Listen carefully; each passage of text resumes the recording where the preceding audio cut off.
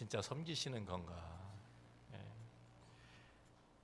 우리 창세기 44장에 있는 말씀 27절 말씀부터 34절까지 제가 읽습니다.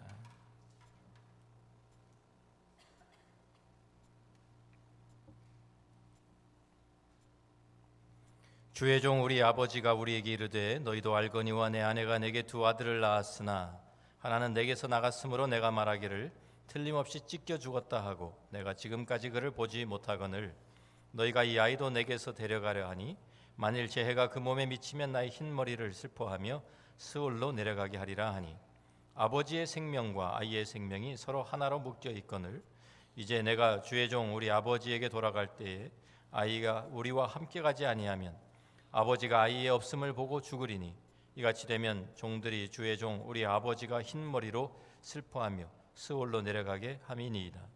주의 종이 내 아버지에게 아이를 담보하기를 내가 이를 아버지께로 데리고 돌아오지 아니하면 영영이 아버지께 죄짐을 지리이다 하였사오니 이제 주의 종으로 그 아이를 대신하여 머물러 있어 내 주의 종이 되게 하시고 그 아이는 그의 형제들과 함께 올려 보내소서. 그 아이가 나와 함께 가지 아니하면 내가 어찌 내 아버지에게로 올라갈 수 있으리이까? 두렵건대 제 해가 내 아버지에게 미침을 보리이다. 아멘.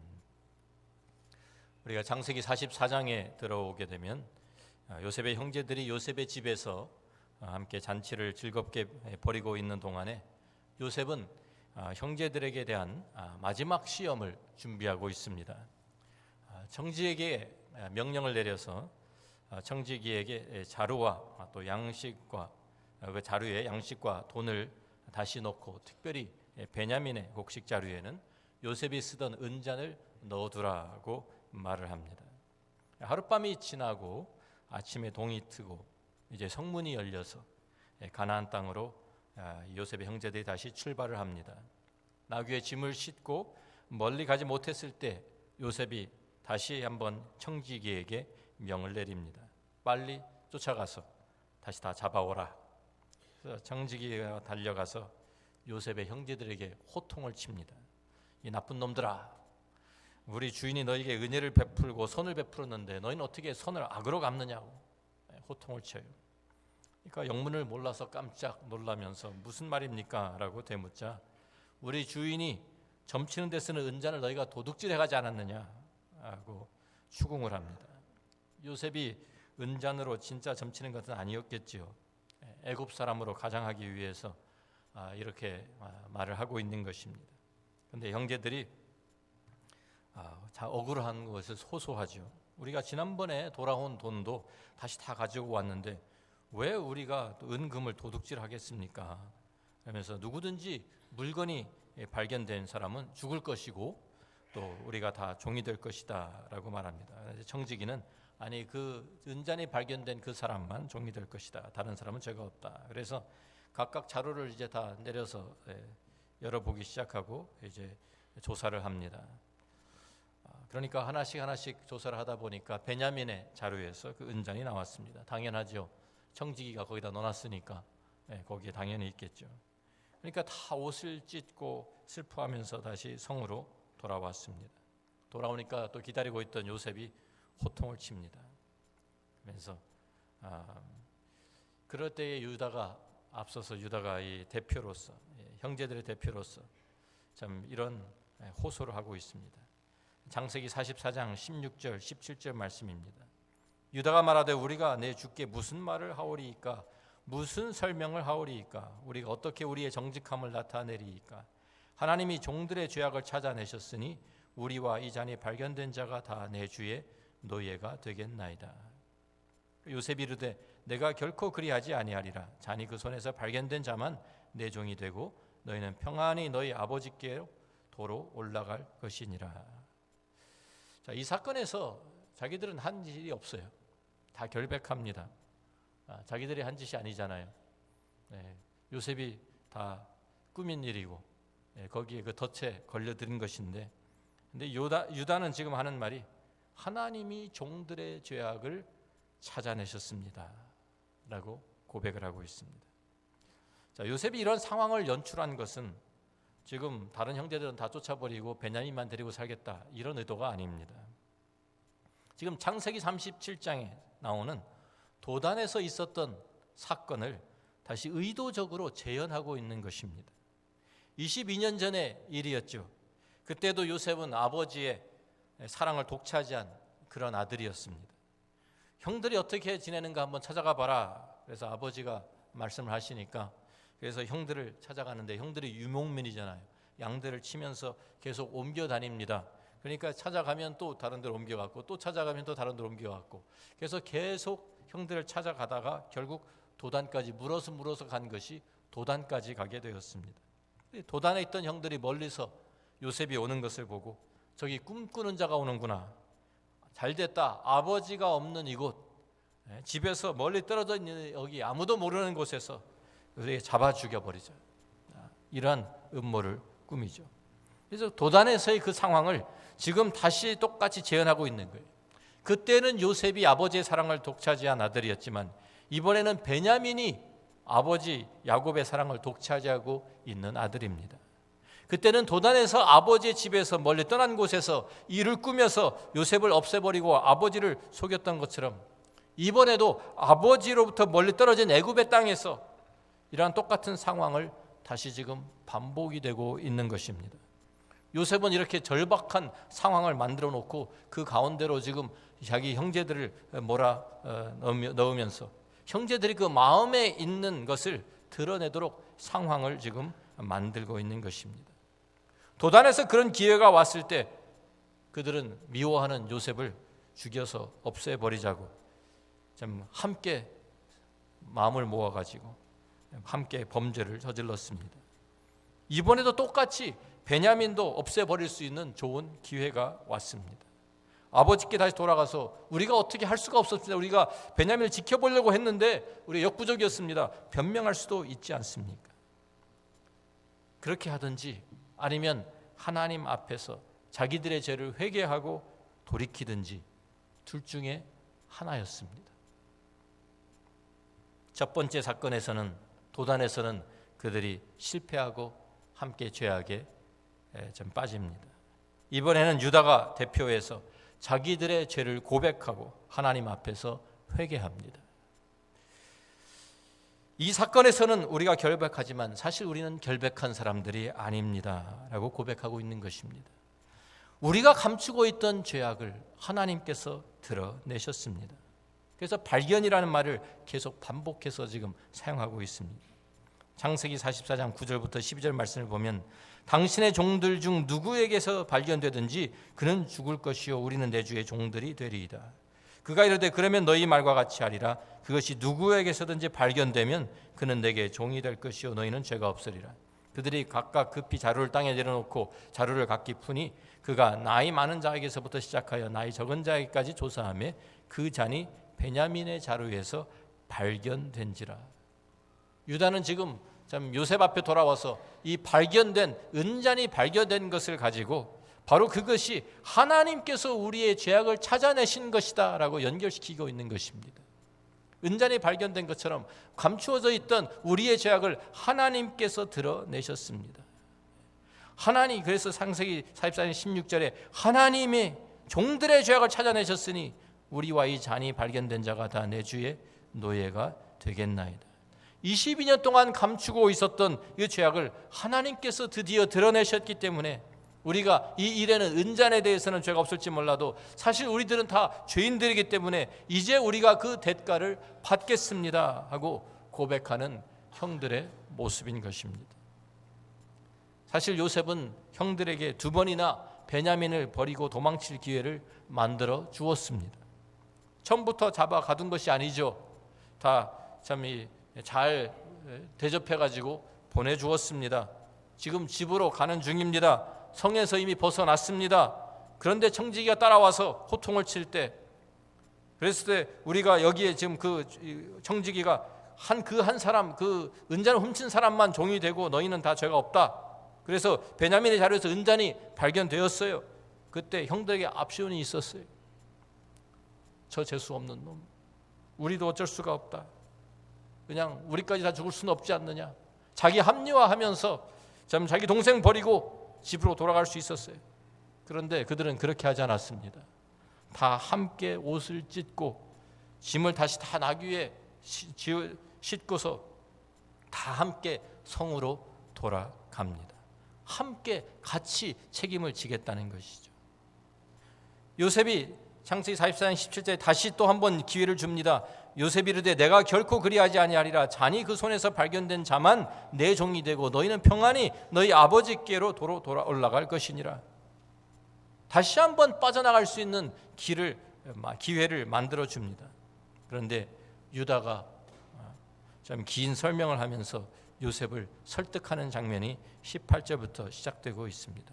이 모습을 통해서 요셉의 형제들이 진정한 회개를 하는 것을 우리들이 볼 수 있습니다. 회개라는 것이 무엇입니까? 회개라는 것은 그냥 내가 그때 잘못했지, 참 잘못했어라고 후회만 하는 것이 아닙니다. 후회하는 사람들은 많아요. 눈물도 흘릴 수 있어요.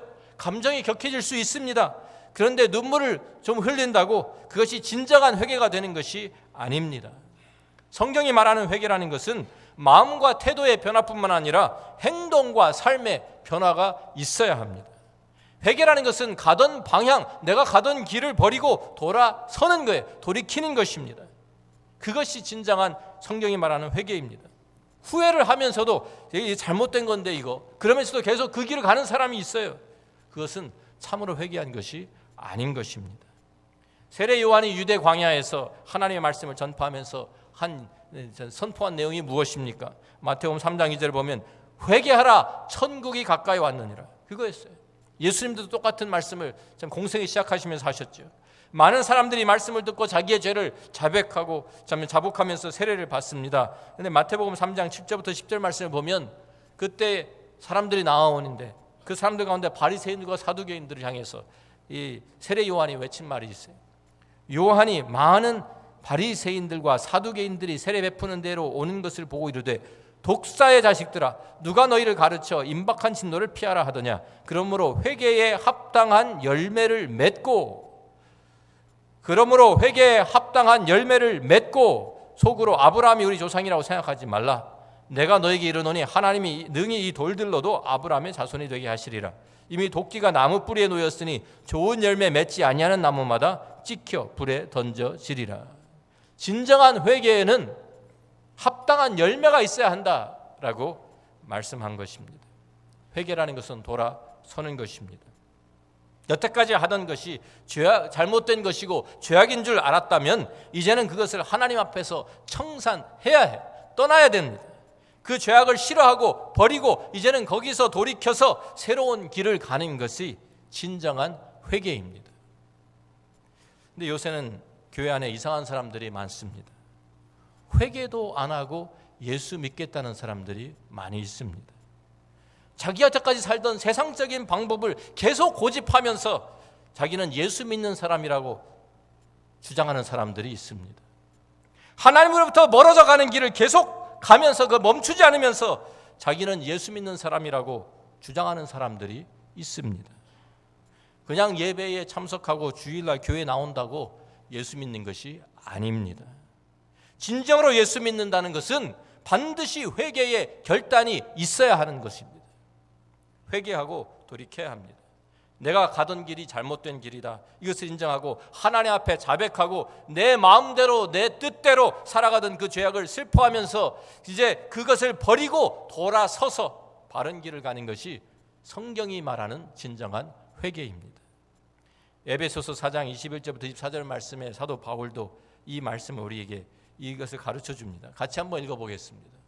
진리가 예수 안에 있는 것 같이 너희가 참으로 그에게서 듣고 또한 그 안에서 가르침을 받았을진데 너희는 유혹의 욕심을 따라 썩어져가는 구습을 따르는 옛사람을 벗어버리고 오직 너희의 심령이 새롭게 되어 하나님을 따라 의와 진리의 거룩함으로 지으심을 받은 새 사람을 입으라 그랬어요.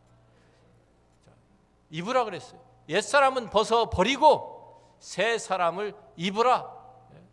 그렇죠? 옛날 가던 길은 버리고 새 길로 걸어가라. 이게 회개예요. 이것이 없이는 예수 믿는 것이 아닙니다. 돌아서서 새로운 길을 가는 결단이, 삶의 변화를 위한 결단이 있어야 하는 것입니다. 그것을 계속 우리에게 설명해 주죠. 25절 말씀부터 또 읽어봅니다. 그런즉 거짓을 버리고 각각 그 이웃으로 더불어 참된 것을 말하라. 이는 우리가 서로 지체가 됨이라. 계속해요. 분을 내어도 죄를 짓지 말며 해가 지도록 분을 품지 말고 마귀에게 틈을 주지 말라. 도둑질하는 자는 다시 도둑질하지 말고 돌이켜 가난한 자에게 구제할 수 있도록 자기 손으로 수고하여 선한 일을 하라. 구체적으로 회개하는 것이 옛사람을 벗어버리고 새 사람을 입었다는 것이 무슨 말인지 우리에게 설명해 주고 있습니다. 도둑질, 여기에 보면 거짓말하는 사람이 이제는 거짓말하지 않는 것이 진정한 회개예요. 그런데 예수 믿는 사고 하면서도 사기치면 이러한 것은 회개한 것이 아니죠. 한국에 가면 감옥소에 참 사기치고 들어온 사람들 가운데 교회 직분자들이 그렇게 많대요. 다 알아보면 뭐 교회에서 집사였고 뭐 장로였고 권사였고 하는 사람들. 아니, 어떻게 된 일입니까? 그럴 수가 없죠. 다른 사람에게 대한 살인적인 분노를 계속 품고 있으면서 예수 믿는다고 할 수 없는 거예요. 그건 내려놓아야 돼요. 그것을 계속 도둑질하면서 예수 믿는 사람이라고 할 수 없는 것입니다. 남에게 손을 대면서 어떻게 내가 예수 믿는 사람이라고 할 수 있어요? 소매치기가 예수를 믿었으면 소매치기 그만두어야 합니다. 그게 내 직업이라고 하면서 그러면서 계속하면서 한다고 하면은요, 예수 믿는 사람이라고 할 수 없죠. 오래전에 이런 이야기가 있었습니다. 도색 잡지를 만들던 유명한 사람, 레리 플린트라는 사람이 있었어요. 이 사람이 참 그냥 그런 음란한 잡지 또 영화 이런 걸 만들어 가지고 돈을 벌던 사람인데, 이 사람이 한번 뉴스에 크게 뉴스에 난 적이 있습니다. 1977년도에 부흥 집회를 참석했다가 자기가 이제는 거듭난 크리스천이라고 선언을 했어요. 그러니까 사람들이 와, 대단한 간증거리가 이제 나오는 모양이다 하고 이 사람들이 집중을 했는데, 이 사람이 문제가 뭐냐면, 문제는 이 사람이 하던 일을 계속하는 거예요. 자기 사업을 계속 도색 잡지 만들고 영화 만들고 팔아요. 그러니까 아니, 당신 어떻게 된 거냐? 분명히 예수 믿었다고 하지 않았느냐? 당신 거듭난 크리스천이라고 하지 않았느냐? 그랬더니 아니, 이거는 내 직업이고 돈 버는 일이니까 예수 믿는 거하고 상관이 없대요. 그게 어떻게 예수 믿는 거예요? 이건 예수 믿는 게 아니에요. 바뀌어야 돼요. 삶이 변화되어야 진정으로 회개하고 예수 믿는 거예요. 누가복음 19장에 보면 삭개오가 예수님을 만나는 장면이 나오죠. 키가 작은 이 사람은 예수님이 오신다는 말을 들었는데, 예수님이 유명한 선생님이 오신다, 선지자가 오신다, 그러니까 사람들이 막 몰려나가지고 예수님을 맞이하는데, 자기도 가서 예수님 좀 보려고 했는데 사람이 키가 너무 작아가지고 다른 사람들에 막혀가지고 보이지가 않는 거예요. 예수님이 바로 앞에 지나가시는데도 안 보여요. 그러니까 어떻게 하나 할 수 없어서 앞으로 막 달려가가지고 예수님이 가실 길에 앞질러 가서 뽕나무에 올라가서 예수님을 기다리고 있습니다. 예수님이 그냥 지나가지 않으시고 그 뽕나무 앞에 서서 삭개오를 부르면서 내려오라 그래요. 삭개오야, 내려와라. 내가 오늘 너희 집에 가서 쉬어야 되겠다. 그러니까 삭개오가 너무 기뻐가지고 내려와서 예수님을 영접하죠. 그러면서 공개적으로 사람들 앞에서 선언을 합니다. 누가복음 19장 8절 말씀 보면, 삭개오가 서서 주께 여짜오되 주여 보시옵소서, 내 소유의 절반을 가난한 자들에게 주겠사오며 만일 누구의 것을 속여 빼앗은 일이 있으면 내 갑절이나 갚겠나이다. 내 갑절이나 갚겠나이다. 세리장으로서 살아왔어요. 로마의 앞잡이였던 그 사람이에요. 유대 사람들이 가장 싫어하던, 그래서 세리와 죄인들과 같이 취급한다는 것이 그 말이잖아요. 세금을 2배나 받아내어 가지고 로마에 보낼 것은 보내고 나머지는 자기 수입으로 삼던 사람이니까 다른 사람들이 얼마나 싫어했겠습니까?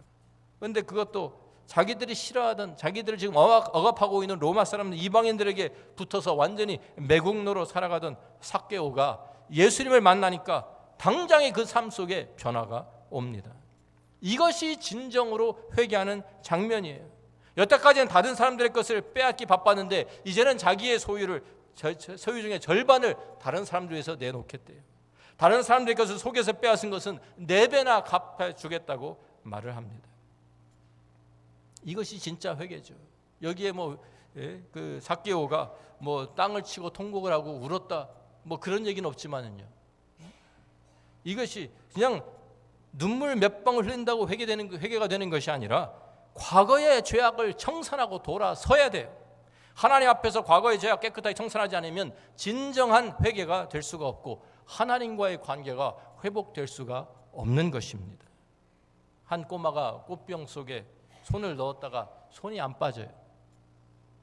그래서 부모님들이 이게 손이 안 빠진다 그러니까 이거 손을 빼보려고 막 물을 넣어서 보고 또 기름도 넣어보고 손을 비틀어 보기도 하고 했는데 손이 그래도 안 빠지니까 할 수 없다. 참 이 비싼 꽃병이지만 이 꽃병을 깨는 수밖에 없겠구나. 그래야지 이 아이가 손을 빠지겠으니까. 그래가지고 아빠가 야구 방망이를 가지고 옵니다. 그러니까 그때서야 꼬마가 아빠 내가 내 손을 펴면 빠질까? 하고 손을 딱 펴니까 그 안에서 동전 하나가 땡그랑 하고 떨어지고 손이 쏙 빠졌어요. 주먹을 꽉 쥐고 있으니까 안 나올 수가 없지. 죄악을 그냥 움켜쥐고 예수 믿겠다고 할 수 없는 거예요. 죄악 버려야 돼요. 과거의 죄악 청산해야 돼요. 가던 길에서 돌이켜야 합니다. 왜 진정한 회개가 중요합니까? 그래야 하나님과의 관계가 회복이 되기 때문입니다. 그냥 종교 의식이 아닙니다. 하나님과의 관계가 새로워지기 위해서, 다른 사람들과의 관계가 회복되기 위해서, 그래야 하나님과 하나가 되고 다른 사람들과 화목할 수 있으니까.